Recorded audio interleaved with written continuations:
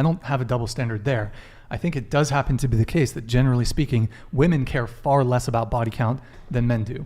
Now, as far as the double standard goes, one of the reasons why men are sort of applauded when they can have a high body count and a woman is shamed or looked down upon because she has a high body count, it comes down to the fact that it's impressive for a guy to be able to sleep with a lot of women, whereas it's not impressive for a woman to sleep with a lot of men. It's very easy for women to sleep with men. It's incredibly easy for women to sleep with men. Even average women, even below average women, have more sexual options than like a top tier man.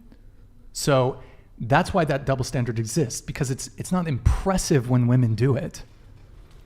And it is sort of stemmed, it does stem from, for both men and women, up until the 1960s, sexual purity, chastity has been valued in both genders up until very recently. Birth control kind of came out in the 1960s. That sort of opened up a lot of people's sexual options. And, with religion, Christianity on the decline, I'm not making a religious argument here. I'm just saying culturally, we have shifted quite a bit. It was the norm for thousands of years for both male and female chastity to be valued. Yeah, it was. Yeah.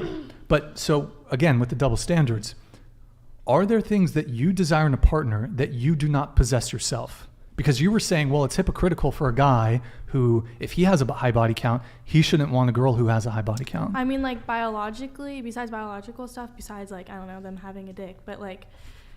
You don't know about having a dick? Yeah, like, I want them to have a dick, but I don't have one, so it's a little different. But with things that are, like, that can control themselves, meaning, like, personality or, like, body count or whatever, yeah, I mean, I would like for us to reciprocate the same things. Okay, let me ask you a couple questions. And I just want other people to potentially weigh in here. Are there things you desire? Well, do you agree with her? Do you agree with what she just said? Mm-hmm.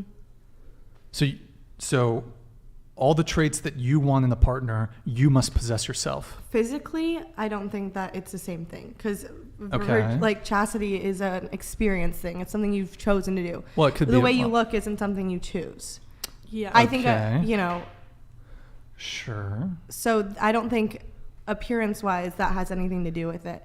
But in terms of like their past experiences, sure.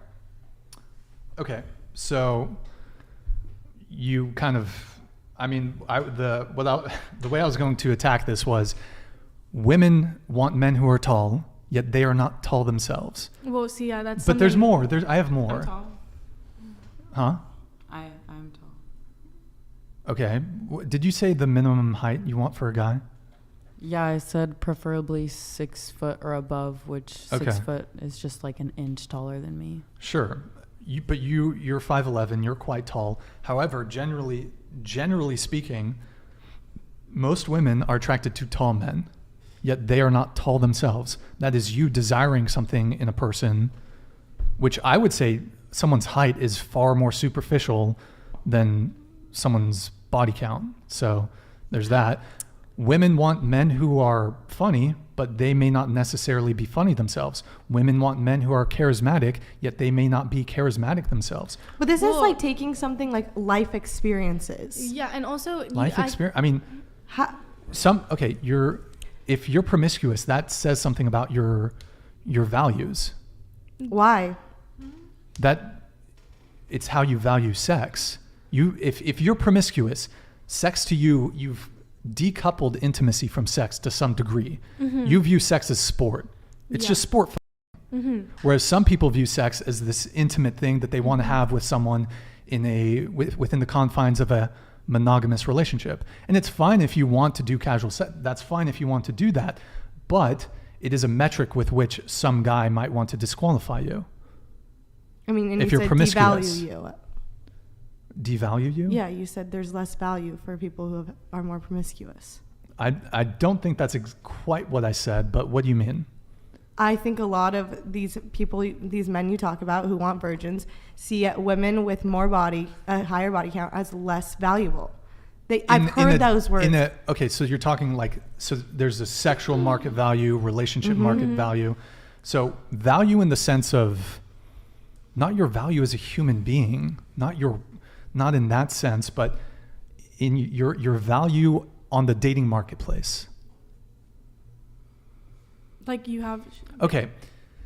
The guy who works at Starbucks, who's average looking, has less value on the dating marketplace than does Henry Cavill. Yeah. Or like a really attractive guy. And you might say, Brian, that's wrong. Okay. If you want to be politically correct, fine. The reality is that there are certain people that are more attractive than other people. Mm-hmm. It is what it is. But I'm confused. Like, what does this have to do with the fact that well, I'm responding to her, but go ahead. Like the how I said I would want my person to reciprocate the same things, but not like physical, because obviously that's different. Oh, so it only applies when it benefits you. No, like if we have the same like things, that's like, let's say obviously you want someone who you're similar to, or you don't want someone who you're like completely opposite of, but like if I'm a person who doesn't go out, I'm going to want someone who doesn't go out, and that's fine. Sure. So if I'm someone who has a high body count or a low body count, I would want the same thing for my partner. How is that like wrong? Like, and how is That's that a double like, standard. and it's a double standard for the guys to be like, oh, well, I can have a high body count, but you can't. I mean, obviously there's some girls out there who would love that and will take it, but I'm just saying for me, I wouldn't do it.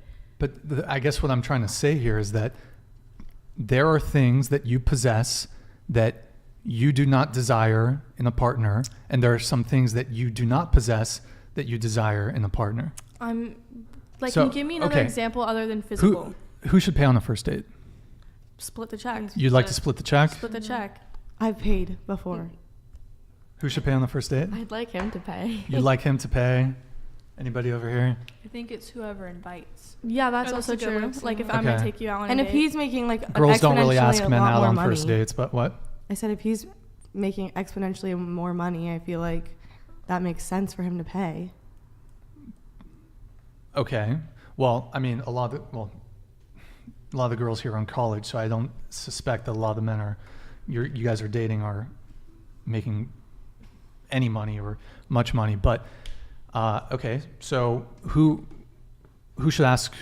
Okay, of all the sorry, what's up? Oh, I knew that was gonna come up. I knew that Okay. analogy was gonna get brought up. that gets brought up all the time.